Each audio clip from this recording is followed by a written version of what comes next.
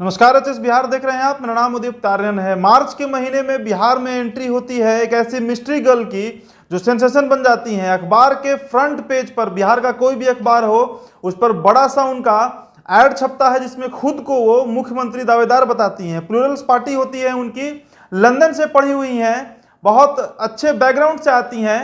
उनके जो पिता हैं वो एमएलसी हैं, उनके जो दादाजी थे वो भी एमएलसी हैं, और फिलहाल वो सोशल मीडिया पर बवाल मचाए हुए हैं।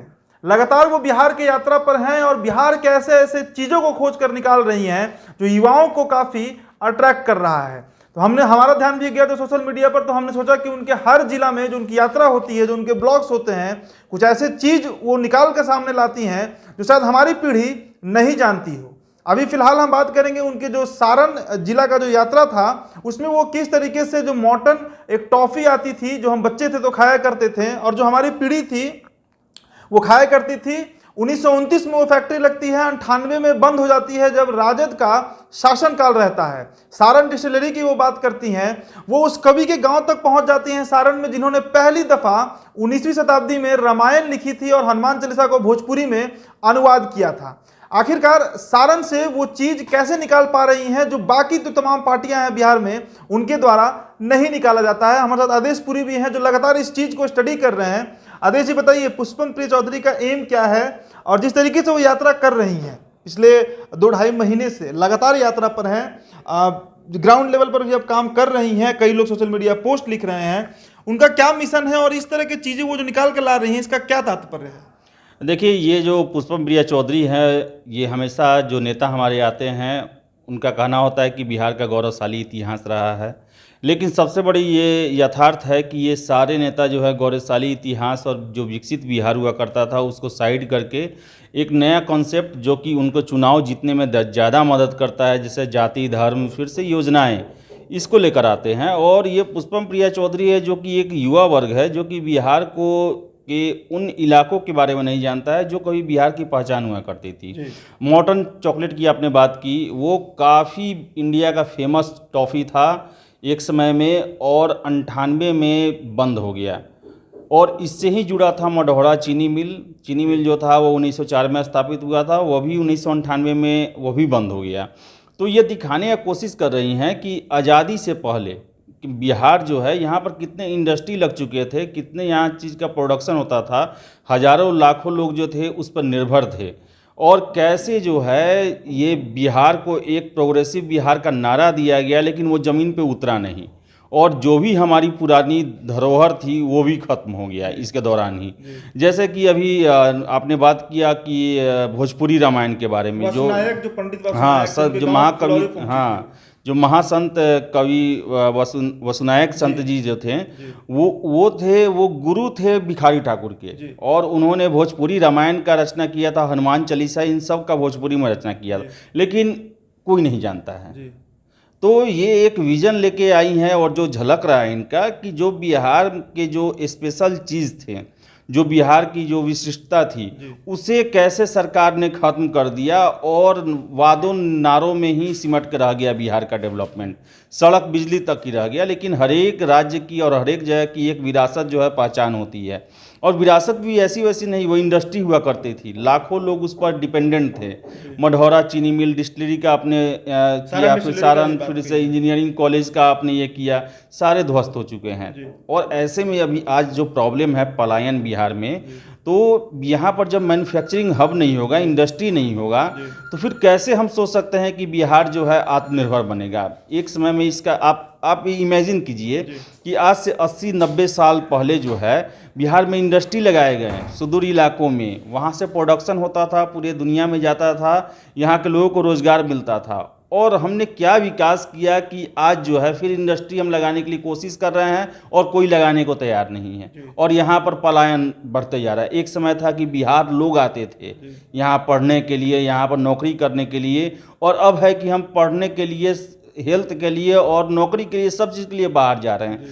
तो एक है कि वो इतिहास में घुमाना चाहती है कि कैसे जो हमारे आज़ादी के बाद शासन हुआ, और ख़ासकर 30 सालों का वो बात करती है कि 30 साल जो है बिहार में लॉकडाउन था, अब इसे खोलना है। इसी पर अगला सवाल है, आदेश जी बताइए कि 30 साल का ही वो जिक्र कर रही हैं, उसके पहले जितने भी मुख्यमंत्री हुए, चाहे वो जगन्नाथ मिश्र थे, चाहे वो कर्पूरी ठाकुर थे, चाहे वो दरोगा प्रसाद राय हों, किसी का भी शासन काल में कोई इंडस्ट्रीज और फैक्ट्रीज नहीं लगाया गया।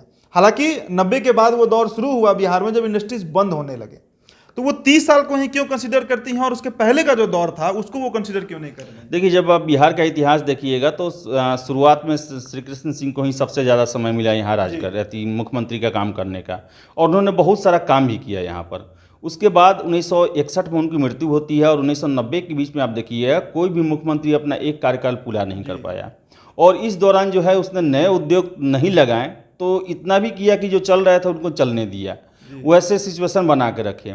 लेकिन 1990 के बाद लालू यादव को 15 साल मिलता है, फिर से 2005 के बाद 2020 तक 15 साल से नीतीश कुमार हैं, और ये 3 साल में नए उद्योग तो लगे नहीं, बल्कि वो पुराने थे वो बंद हो गए, खंडहर बन गए। और फिर से जो है बिहार में आज जो जितनी सारी समस्याएं जो उभर के आई है वो 1990 से के बाद के जो सिचुएशन थे उसके दौरान की है। पलायन है, चाहे खराब हेल्थ व्यवस्था है, फिर से जो भ्रष्टाचार है, लॉ एंड ऑर्डर का प्रॉब्लम है, ये सब 1990 से पहले ज़्यादा नहीं था। और सबसे बड़ी बात क्या है, ये जितने 30 साल जो शासन किए, इनका मुख्य जो एजेंडा होता था करप्शन, फिर से डेवलपमेंट और फिर से पारदर्शिता, यही सब रहता था, और सामाजिक न्याय, और इन सब जगहों पर ही ये फेलियर हुए। और सबसे बड़ा बात है इनका ये विरोध करने का कारण क्या है कि 30 साल तक जो है बिहार 2 ही व्यक्ति चलाया, और उससे पहले के 30 साल जो है उसमें लगभग 15 से 20 सीएम आए बिहार में। एक आंकड़ा आपको मैं बताऊं, एक आंकड़ा और है कि 1961 से 1990 यानी कि 29 सालों में बिहार ने 23 मुख्यमंत्री देखे थे।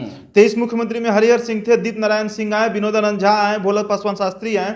तमाम जो मुख्यमंत्री थे साल 1.5 साल का भी टेन्योर अपना पूरा नहीं कर पाते थे। कहीं ना कहीं एक फैक्टर है कि 15 साल लालू यादव को दिया गया। हाँ, यही तो मैं बताने की कोशिश कर रहा हूँ आपको कि 29 साल में 23 मुख्यमंत्री आए, और यहाँ 30 साल में देखा जाए तो मोटा मोटी 2 ही, राबड़ी देवी और लालू को एक ही माना जाए, 2 आए।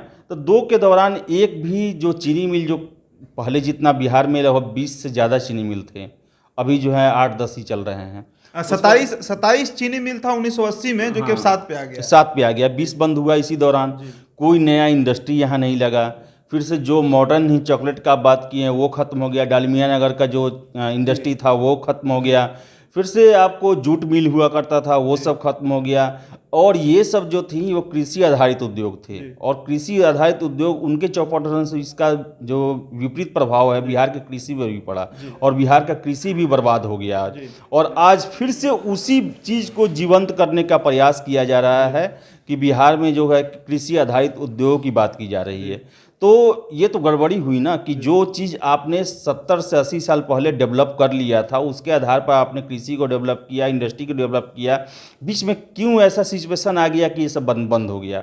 और फिर बंद भी हुआ तो फिर इसको चालू क्यों नहीं किया जा सका? और न ही कोई अभी विजन दिखाई दे रहा है। इन दोनों सरकार लालू यादव तो कर नहीं पाए, और नीतीश कुमार 15 साल में किए नहीं।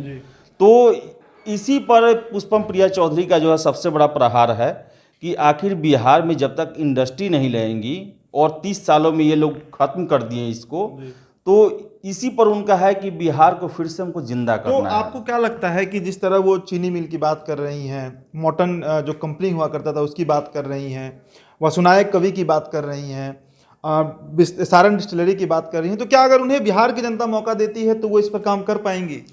करना तो चाहिए, और मेरे ख्याल से करेंगे भी, क्योंकि वो जो है पढ़ी लिखी हैं, युवा हैं।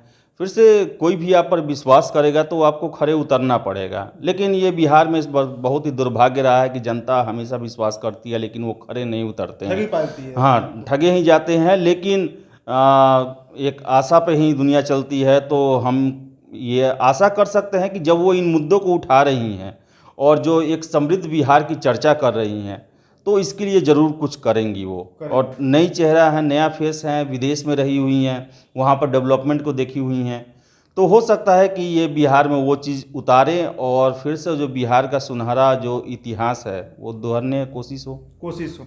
चलिए 2-3 आंकड़े मैं आपको बता देता हूँ। 1980 के दौर में जो बिहार पूरे देश का 29% धान और गेहूं अकेले पैदा करता था, वो महज 8% पे जाकर रुक गया है। सोचिए कितने तेजी से पतन हुआ है 40 सालों में बिहार में। अगर हम बात करें आम और लीची का, तो 74% अकेले बिहार पैदा करता था आम और लीची पूरे देश में। जो कि आज मुश्किल से 11% पे आकर रुक गया है। यानी पूरी तरीके से धराशायी हो गया है बिहार पिछले 40 सालों में, जब से जगन्नाथ मिश्रा मुख्यमंत्री बनते हैं, लालू प्रसाद यादव मुख्यमंत्री बनते हैं और नीतीश कुमार मुख्यमंत्री बनते हैं। बिहारियों का दुर्भाग्य कहिए या बिहार का दुर्भाग्य है, अभी तक यहाँ पर कोई अच्छा शासक नहीं मिला। वरना बिहार में ना तो प्राकृतिक संसाधन की कमी है, ना ब्रेन से मेहनत करने वालों की कमी है। इसके बावजूद मुखिया शायद हमें सही नहीं मिला, जो बिहार आज इतना पिछड़ गया है। ये बात हुई पुष्पम प्रिय चौधरी की, जो सारण जिले में यात्रा कर रही थी, उस पर हमने चर्चा किया है। कल उनके दूसरे जिला पर जो यात्रा कर रही हैं उस पर हम चर्चा करेंगे। तब तक के लिए इतना ही।